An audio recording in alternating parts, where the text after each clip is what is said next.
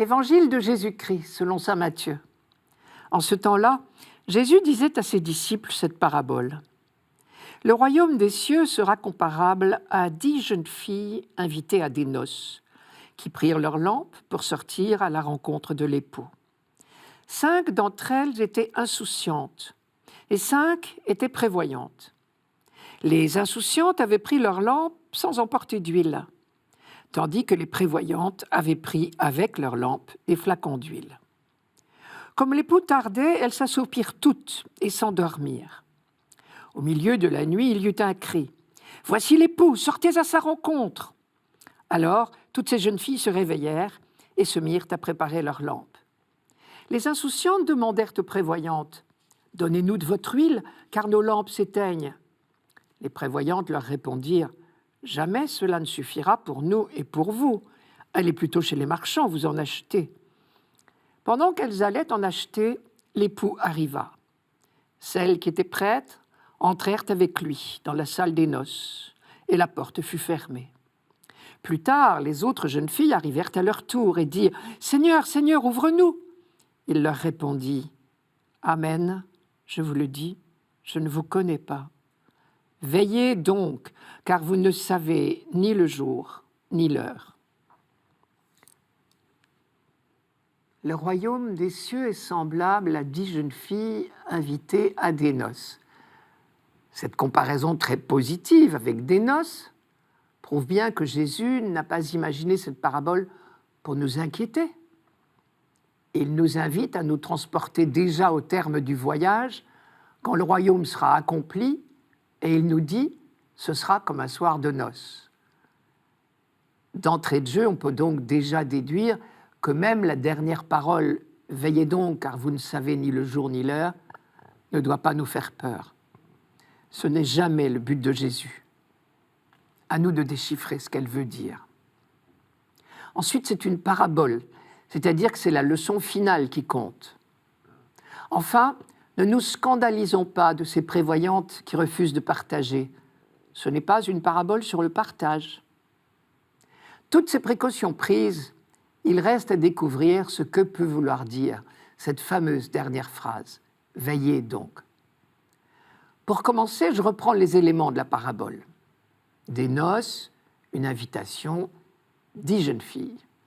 5 d'entre elles sont insouciantes, 5 sont prévoyantes ou avisées, selon les traductions. Les prévoyantes ont de l'huile en réserve. Les insouciantes ont pris leur lampe sans emporter d'huile. Or, il est vrai qu'une lampe à huile sans huile n'est plus une lampe à huile. L'époux tarde à venir et tout notre petit monde s'endort, les prévoyantes comme les autres. On peut noter au passage que ce sommeil ne leur est pas reproché, ce qui prouve que le mot de la fin « veiller » n'interdit pas de dormir, ce qui est pour le moins paradoxal. L'époux finit quand même par arriver et l'on connaît la suite. Les prévoyantes entrent dans la salle de noces, les insouciantes se voient fermer la porte. Avec cette phrase, dont on ne sait pas dire si elle est dure ou attristée, « Je ne vous connais pas », leur dit l'époux. Et cette fameuse conclusion, « Veillez donc, car vous ne savez ni le jour ni l'heure ». Chose curieuse, Jésus a déjà traité à peu près le même thème dans une autre parabole, celle des 2 maisons. L'une est bâtie sur le roc, l'autre sur le sable. La pluie est tombée, les torrents sont venus, les vents ont soufflé. L'une des 2 a résisté, l'autre s'est écroulée. Jusque-là, rien de surprenant, on aurait pu s'en douter. Mais voici que Jésus s'explique.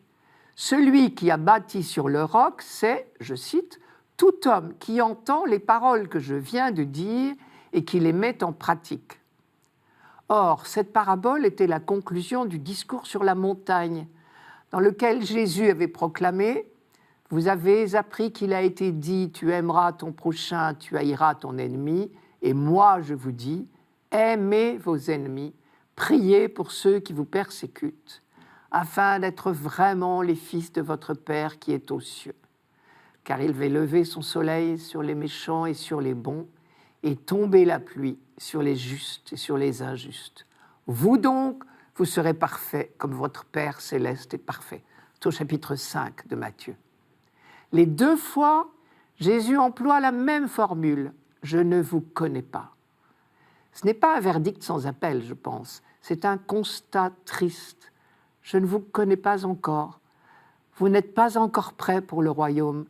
Vous n'êtes pas prêts pour les noces. Il faut sans doute l'entendre au sens de « je ne vous reconnais pas ». Vous ne me ressemblez pas. Vous n'êtes pas en communion avec moi.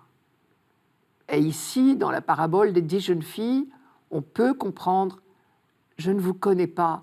Vous n'êtes pas la lumière du monde.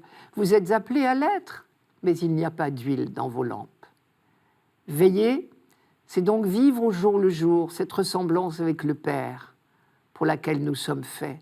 C'est aimer comme lui. Chose impossible, sommes-nous tentés de dire. Mais heureusement, cette ressemblance d'amour est cadeau.